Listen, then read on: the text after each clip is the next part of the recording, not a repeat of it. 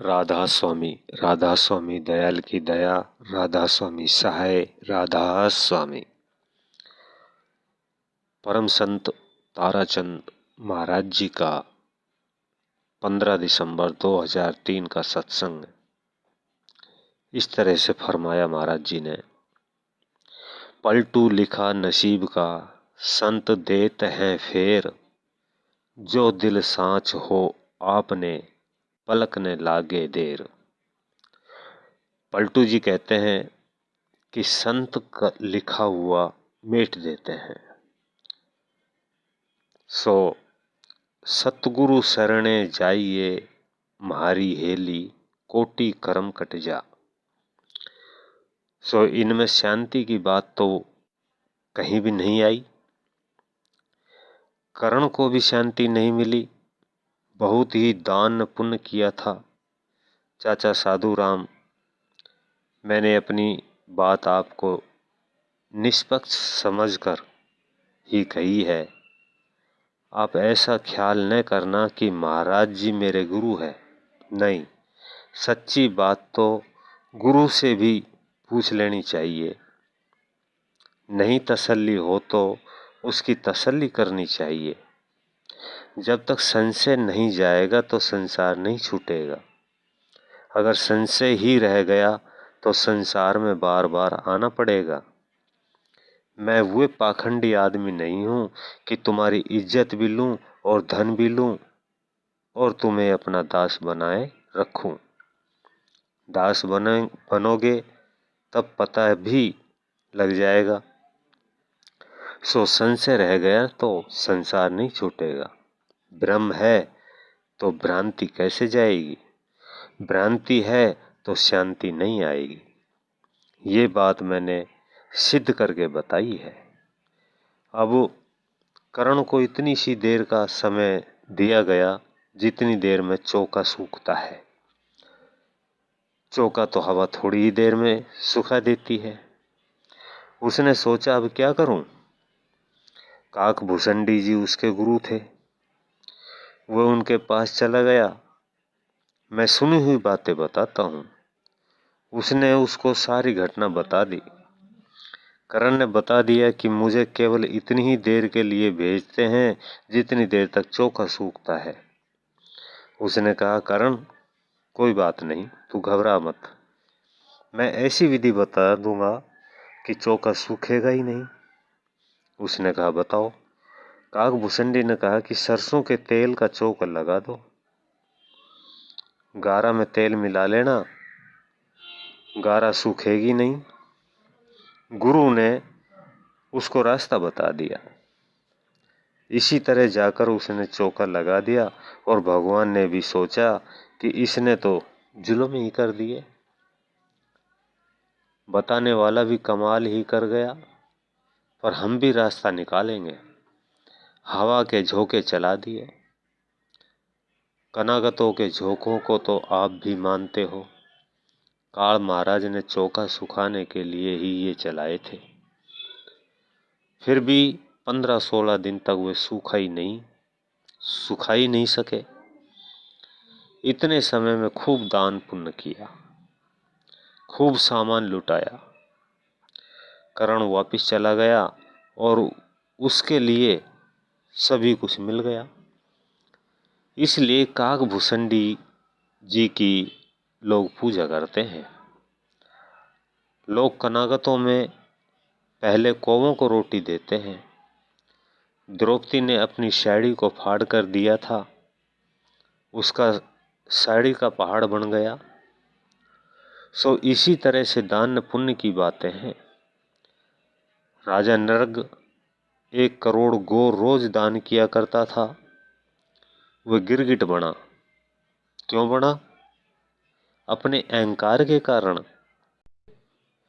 सो सतगुरु शरण में जाने वाला अहंकार नहीं करेगा। अगर पूर्ण महात्मा मिल जाता है तो अहंकार छूट जाता है। अहंकार की बात आती है। महाराज जी ऐसी मिसालें बहुत दिया करते थे। एक बार की बात है कि कालू खीरा नामक एक झींवर था। वह महात्मा था, कहीं लकड़ी काटने गया था। वह नारद का भी गुरु था, एक वजीर का भी गुरु बना था। वह दरख्तों पर ताड़ काट रहा था, उसका ऊपर से दरांत पड़ गया। उसने कहा कि भाई दरांत, मुझे उतरना पड़ेगा, तू गुरु के प्रताप से ऊपर आ जा। अब वह दरांत उठकर ऊपर चला गया। कई कई आदमी मंत्रों से भी चीजों को उठा देते हैं। राजा और वजीर ये सब देख रहा था। उसने सोचा कि ये तो कोई करनी वाला महात्मा है। उसने सारी लकड़ियों को ढंग से जचा कर भरोटा बांध लिया। जब वह नीचे उतरने लगा तो वजीर ने कहा, लाओ महाराज, मैं उतारता हूं। उसने उनके पांवों को हाथ लगाया और उनको नीचे उतार लिया। तो उसने उससे पूछा कि भाई तू कौन है? तो उसने बता दिया कि मैं वजीर हूं।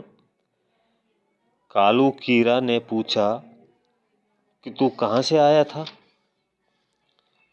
उसने कहा कि मैं तो घूमने फिरने के लिए आया था। आप दिखाई दे गए, मेरे दिल में एक विचार आया, आप मुझे नाम दे दो। अब कालू कीरा ने सोचा कि यदि नाम नहीं दूं तो ये वजीर है, अगर नाम देता हूं तो ये नाम की क्या कदर करेगा। पर सोचा कि देखा जाएगा, सो उसने उसे बैठा कर नाम दे दिया। वह भजन करने लग गया, ध्यान में बैठा, सब ठीक था। कालू कीरा ने कहा कि अच्छा भाई, मैं तो जाता हूं। वजीर ने कहा कि महाराज, मैं भी चलूंगा। वजीर ने वह लकड़ियों का गट्ठा अपने सिर पर रख लिया। जब गांव आया तो उस जीवर ने कहा कि भाई अब ये मुझे दे दे, मेरा तो घर भी बाहर ही है। तूने कचेरी में दूसरे रास्ते जाना है, इसलिए वह उसके साथ ही उसके घर चला गया और घर में लकड़ियों का गट्ठर डालकर चला गया। कालू कीरा उदास होकर खाट पर पड़ गया। किसी का धन निकल जाए तो उसके साथ ऐसा ही होता है, पर संतों के पास पूरी पूंजी होती है। संत दयाल होते हैं, उनकी पूंजी को कौन छीन सकता है। वे उस रास्ते पर अपनी पूंजी ले जाते हैं कि वे बर्बाद नहीं होती। पर वह उदास होकर चारपाई पर पड़ गया। उसकी घरवाली ने पूछा कि आप उदास क्यों हो? उसने कहा कि आज मैं लुट गया और डाका पड़ गया। उसने पूछा, डाका कैसे और क्यों पड़ गया? उसने बता दिया कि इस तरह जंगल में वजीर मिल गया और उसको नाम दे दिया। उसने कहा, फिर इतने उदास क्यों हुए? कालू कीरा ने कहा, उसको नाम का क्या पता। उसकी पत्नी ने कहा कि पहले ही तो उदास नहीं होना चाहिए। मैं आपको कल बता दूंगी कि आपका धन ठिकाने पर पहुंच गया या आपकी पूंजी लुट गई। उसने यतन पूछा। उसकी पत्नी ने कहा कि आप भोजन कर लो, कल बता दूंगी। अगले दिन सुबह ही उसने अपने पति से कहा, आप नहा धो लो। वह नहा लिया। उसने पुराने कपड़े पहनने के लिए कहा तो उसने कपड़े पहन लिए। उसकी पत्नी ने कहा कि ये मिट्टी की हांडी उठाओ। उसने पूछा, क्या करूं?